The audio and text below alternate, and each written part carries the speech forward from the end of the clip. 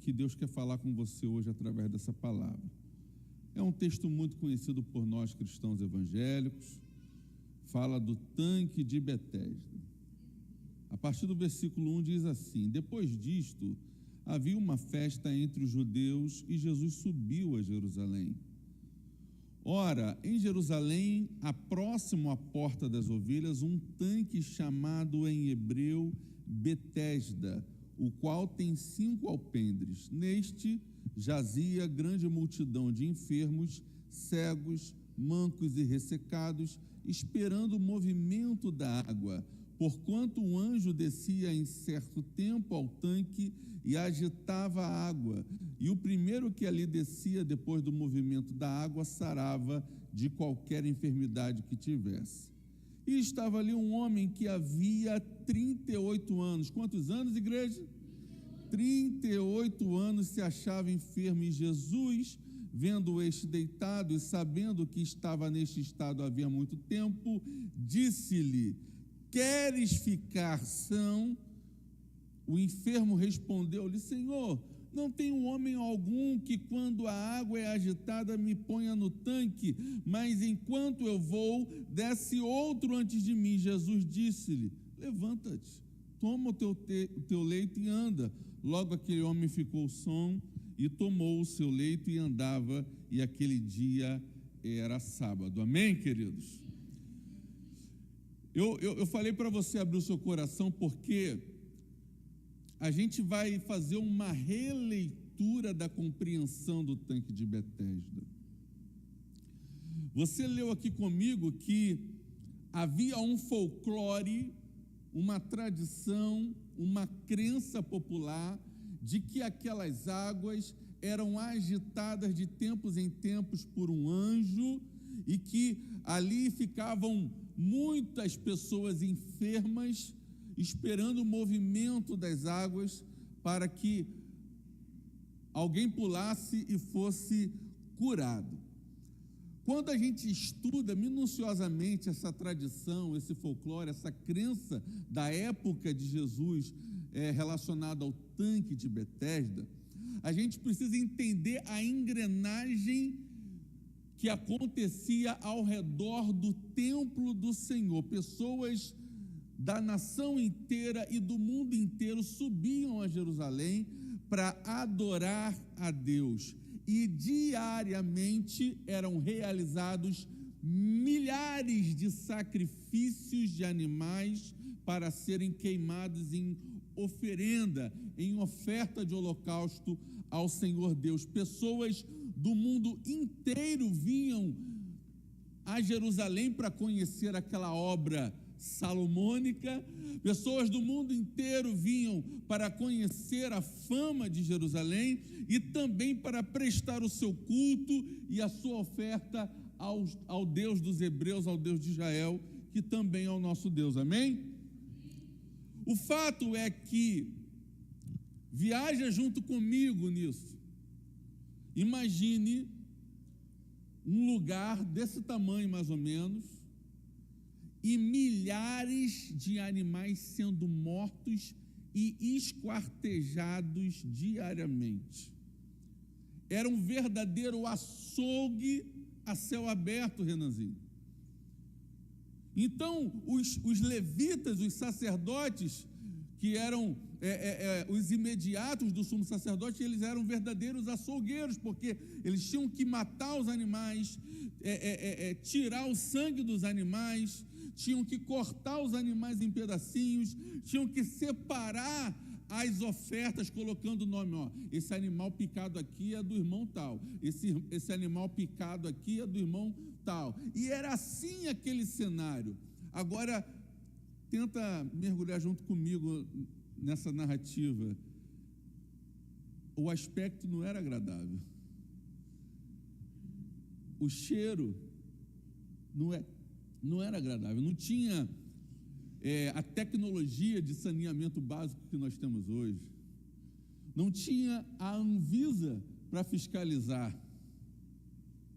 Está entendendo a situação? E existia um ritual dentro do templo, que era o ritual da purificação. Qual era o nome do ritual, pessoal? Purificação. Antes do Shabat, ou seja, antes das 18 horas da sexta-feira, porque o Shabat ele começava às 18 horas da sexta-feira, o templo tinha que ser purificado. Por quê? Porque o Shabat é um dia sagrado, um dia santo. Por quê? Imagina, uma semana, milhares de animais sendo abatidos, esquartejados. Imagine o aspecto que ficava aquele átrio, aquele pátio, onde ficava aquela grande churrasqueira que era o altar do sacrifício, com dejetos orgânicos em putrefação, muito mosquito, muito sangue, mau cheiro. Mas isso tinha um aspecto profético. Por quê? Porque as pessoas que chegassem ali para sacrificar ao Senhor pelos seus pecados, elas tinham que ver o preço e o aspecto do pecado delas. Muitas das vezes Deus te coloca em situações, em circunstâncias, em lugares e acesso a pessoas que não é agradável. Por quê? Porque é para você lembrar de onde Ele te tirou. Esses dias eu fui levar um passageiro dentro de Cordovil, meu amigo. Tinha um tempo que eu não levava um sapé caiaiá dos bandidos. Me abordaram, arma na cara, e tira a chave do carro. E aquela coisa que alguns de vocês sabem como é que é quando você entra em comunidade. Aí eu fiquei calmo, tranquilo e sereno, até que ele falou assim: tá bom, pastor, só não faz mais isso, vai por aqui, sai por ali e vai na paz de Jesus. Ainda me deu a paz do Senhor. Mas de vez em quando, por mais consagrado, por mais santo, por mais puro, por mais limpo que você esteja, por mais próspero que Deus tenha te prosperado, de vez em quando Deus te faz ir a ambientes para te lembrar: olha de onde eu te tirei. Porque Deus permitiu eu ser abordado, porque Deus permitiu eu passar por esse momento de tensão, só para te lembrar. Lembra de Paulo, do espinho da carne? Senhor, tira de mim esse espinho. Aí Deus falava assim: a minha graça te basta. É para você não se ensorbecer pelo tamanho das revelações que eu tenho te entregue. Então, de vez em sempre, Deus, Ele permite você ver a podridão dos seus pecados espelhado em outra pessoa ou em outro lugar, para que você se lembre de onde Ele te tirou. Diga glória a Deus. Então, porque a gente às vezes vê filme, novela, romantiza, vê tudo limpinho. Não era agradável. O cheiro não era bom, o aspecto era horrível. Era um açougue, um mega açougue, um mega abatedouro a céu aberto. Cheiro ruim, aspecto ruim. Mas uma vez por semana, eles tinham que lavar aquele pátio para poder purificar para o Shabat, presbítero. Aí aquela água que lavava o pátio, limpando os dejetos orgânicos em putrefação, aquele resíduo de sangue, de pedaço de pele, de osso, ele era escoado para um lugar. E eles consideravam aquela água que limpava o átrio, porque o átrio era um lugar santo, e os sacrifícios dos animais eram santos. Então eles consideravam aquela água suja uma água santa. E aquela água ela era escoada para cair num lugar. E sabe qual é o nome desse lugar? Betesda. Então eu quero que você entenda que o tanque de Betesda não era uma piscina, o tanque de Betesda era um sumidouro. E quando aquela água caía uma vez por semana antes do Shabat, criou-se um folclore de que era o anjo que agitava aquelas águas sagradas, que lavavam o sacrifício santo do Deus eterno, e aí quem mergulhasse naquela água maravilhosa, ou melhor, naquele churume, seria curado. Lembra de Naamã, que teve que mergulhar nas águas barrentas do Jordão? Mas por que Deus não mandou eu ir para as águas cristalinas da minha terra? Não, é só para você se humilhar mesmo. É só para você se rebaixar. A Bíblia diz: humilhai-vos debaixo da potente mão de Deus, e a seu tempo Ele vos exaltará.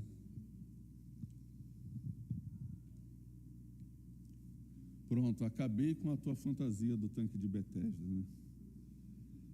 Você pensou que era a piscininha olímpica, né? Para dar um tibum. Mas o Evangelho é assim.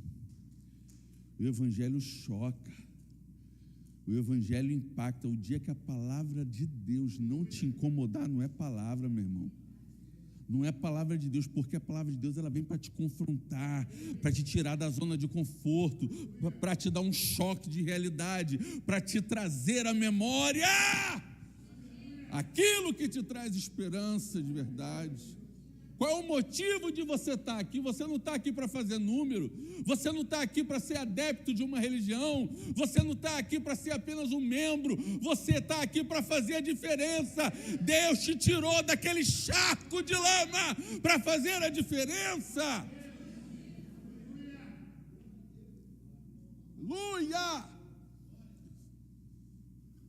Aí essa parte mexe comigo. Para eu não chorar, eu tenho que fazer um esforço sobrenatural. Porque ninguém, nenhum rabino, nenhum doutor da lei, havia uma lei na Torá, na lei de Moisés, que proibia os sacerdotes de se contaminarem com coisas imundas. Então, um sumo sacerdote não podia passar no cemitério, era pecado. Desabonava ele para adorar a Deus. Um sumo sacerdote não podia tocar em gente morta ou em animais mortos, porque isso ia desantificá-lo. Então, o sumo sacerdote era um cara que, cheio de não me toques. Aí eu fico imaginando Jesus descendo lá no sumidouro de Betesda. Por quê? Porque fedia. Ninguém queria estar lá. Fedia. O aspecto era horrível. E no sábado, quando a água caía ali, imagine, uma água, um churume parado, aí vem uma outra água para agitar. Imagine as moscas. E a Bíblia diz que haviam pessoas que estavam ali, como esse paralítico, há 38 anos. Você já foi numa casa que fica perto de um valão? Aí você fala assim, meu Deus, como é que essa pessoa consegue morar aqui? Como é que fulano não sente esse cheiro? Por quê? Porque se acostumou. O ser humano tem essa habilidade, que ela pode ser boa ou ruim, de se acostumar. Você pode se acostumar com aquilo que é bom, mas também pode se acostumar com aquilo que é ruim. O fato é que os mosquitos, a aparência ruim, o mau cheiro, já não incomodava quem estava ali. Aí, cara, eu fico imaginando o Mestre Jesus, o Rei dos Reis, o Senhor dos Senhores, o Rei da Glória, o Pai das luzes, o Criador dos céus e da terra, descendo até aquele sumidouro. E chega para aquele homem que estava ali há 38 anos, esperando uma oportunidade baseada num folclore. E diz assim, olha a pergunta que ele faz, ele é muito objetivo. Jesus não tem rodeio, cara. Tem gente que acha que precisa de muito rodeio para acessar a Deus. Não, a Bíblia diz o quê? Achegai-vos a Deus com ousadia. Olha para a pessoa que está falando e diga assim, você tem livre acesso.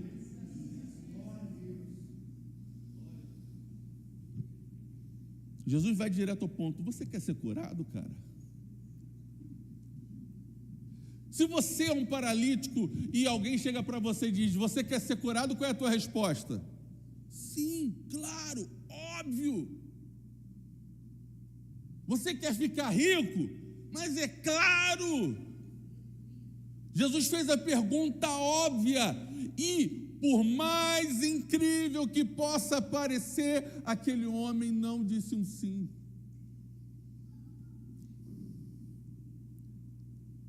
Ele disse assim: Senhor, eu só quero ter a oportunidade de ter alguém aqui para me ajudar, para me jogar na água quando o anjo vier e agitá-las, porque sempre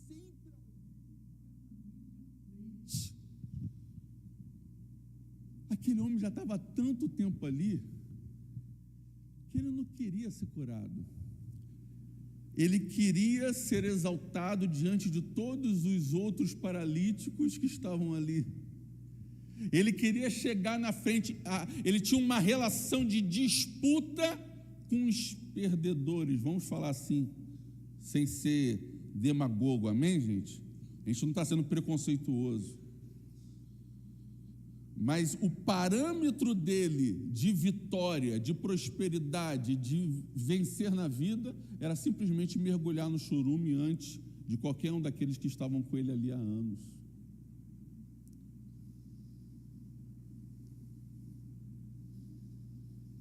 Tem muita gente que Deus pode mudar a tua situação assim, ó. Só que você quer que Deus faça do seu jeito. Amém ou não amém? Você quer que Deus faça do seu jeito. Você fez todo um planejamento. Senhor, a minha vitória vai ser assim, ó. A minha vitória vai ser assado, vai ser na frente de fulano, de beltrano, de ciclana. A minha vitória vai chegar dessa maneira. A minha vitória tem que ser dessa forma. Vai entrar X valor na minha conta. Em tal dia você fica descrevendo como Deus vai ser Deus na sua vida. E aí você, sem você perceber, você está demitindo Deus da função de Deus e tomando o lugar dele. Se não sair glória, diga assim: ai. Hoje Deus está falando com você. Queres verdadeiramente ficar são? Eu me lembro daquele outro homem que era cego e perguntou assim para o mestre Jesus: Senhor, se tu quiseres, podes curar-me? E sabe qual foi a resposta de Jesus? Sim, eu quero. Mas por que eu não sou curado? Porque a minha situação não muda, porque o meu casamento não muda, porque a minha família não muda, porque a minha vida não muda. Por quê? Porque você não está deixando Deus ser Deus na sua vida. O pastor falou aqui, ó, tem gente hoje que está rindo, tem gente que está chorando, tem gente que está em depressão, tem gente que está comendo churrasco, tem gente que está comendo ovo. Hoje a gente tem as mais diversas situações. O fato é que, eu estava até falando com a pastora aqui, né? Qual foi o tema do livro que eu falei? O crente nunca perde. O crente nunca perde, por quê? Porque quando você ressignifica os acontecimentos da sua vida, você entende que na vida você nunca perde, ou você ganha ou você aprende. Quanto mais você perde, mais perto da vitória você está. Que isso, apóstolo? Que matemática é? Eu me lembro do Sir Isaac Newton, inventor da lâmpada incandescente. Ele fracassou 1000 vezes antes de conseguir inventar a lâmpada incandescente. E no dia do lançamento da grande invenção do século XVII, tinham jornalistas do mundo inteiro para entrevistá-lo, e um jornalista maldoso fez uma pergunta capciosa para ele, dizendo assim: Sir Isaac Newton, quer dizer que o senhor fracassou 1000 vezes? Ele disse assim: meu jovem, porque a pessoa que sabe quem ela é, que sabe o que ela tem, sabe para onde ela tem que ir, meu irmão, não tem problema com batalha de ego. Ele disse assim: eu não fracassei 1000 vezes, eu descobri 1000 maneiras de como não inventar uma lâmpada. Ei, toda vez que você fracassa, você está aprendendo mais uma forma de não fracassar. Toda vez que você é derrotado, você está aprendendo mais uma maneira de não ser derrotado. Toda vez que você faz algo errado, você está aprendendo mais uma forma de não errar. E quando você aprende isso, você transforma as tuas perdas de algozes a melhores professores.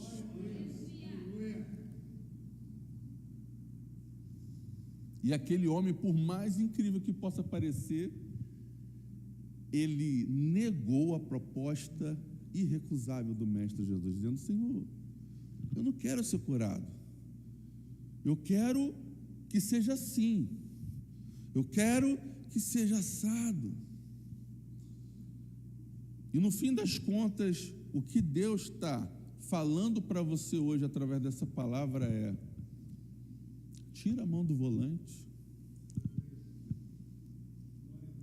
deixa eu ser Deus na sua vida,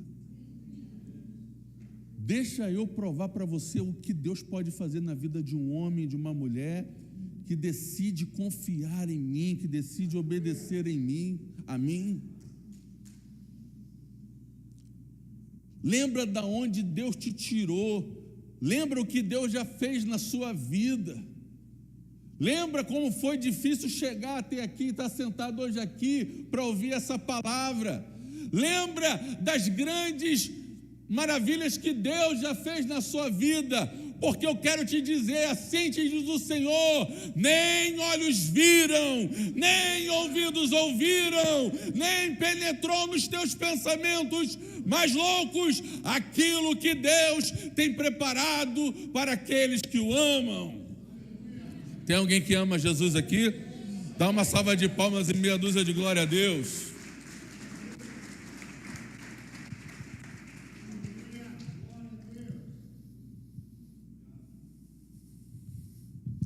Isso me constrange demais, porque Jesus um dia entrou no meu sumidouro de Betesda. Ninguém queria entrar lá para me resgatar, Renan. Quem é que se lembra quando Jesus entrou no teu sumidouro? Quem é que lembra? Jesus está falando assim: levanta, anda, pega o teu leito. Depois foram indagar o paralítico: mas é sábado, ninguém pode fazer nada no sábado. E o paralítico falou assim: questiona quem me curou, porque ele falou para eu levantar, eu levantei. Ei, quando Deus mandar você se levantar, se levanta. Quando Deus mandar você pular, você pula. Quando Deus mandar você voar, mas eu não tenho asa, vai nascer asa. Fica de pé no nome de Jesus.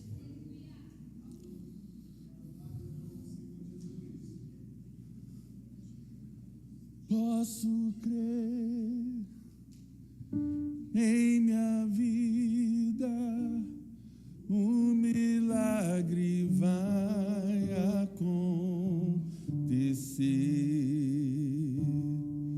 Posso ver as promessas sendo liberadas sobre mim, sendo liberadas.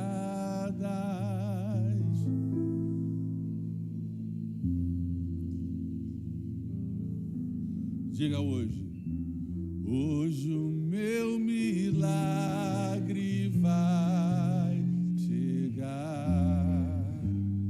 Eu vou crer, não vou duvidar. O preço que foi pago, me dá. Hey, nessa hora, hoje o meu milagre vai. Eu vou crer.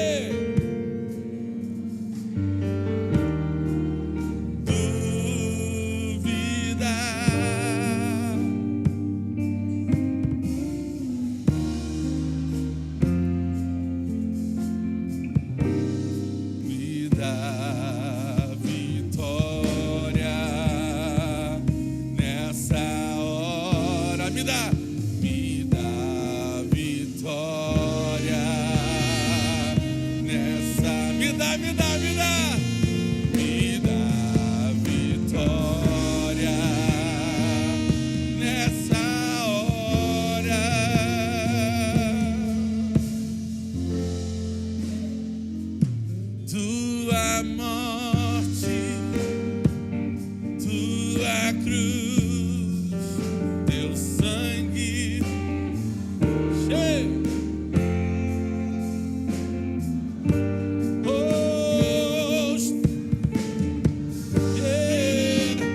Foi consumado, livre do pecado,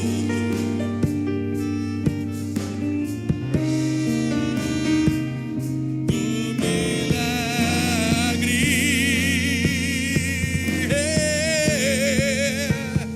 Hoje o meu é hoje, querido. Levanta e anda. Eu vou crer, não vou duvidar.